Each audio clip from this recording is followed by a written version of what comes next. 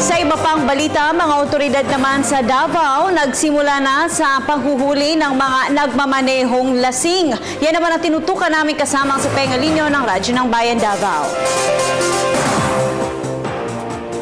Ayon kay Land Transportation Office o LTO on si Assistant Director Macario Gonzaga, nakatatapos lamang na nagsanay ang 3 tauhan ng LTO on si Central Office para sa paggamit ng breath analyzer gadget o bag, at inaasahang ituturo din ng mga ito ang kanilang napag-aralan sa ilang mga tauhan ng LTO 11, Traffic Management Center o TMC, at maging ilang mga deputized traffic men ng Davao Region sa ilalim ng Philippine National Police o PNP.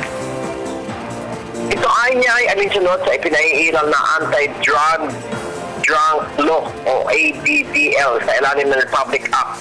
number 10586, kung saan ipinagbabawal na ng mga drivers ang pagmamaneho ng lasing o nakainom o kaya ay lango sa ipinagbabawal na gamot, na ang kaparasuhan ay pagkakakulong na matagal, ganun din ang pagpumulta ng malaking halaga.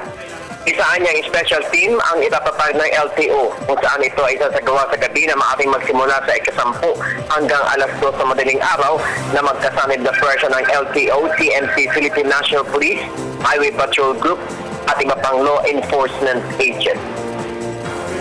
Para sa Telebisyon ng Bayan, Pengalinyo, Radyo ng Bayan, Davao.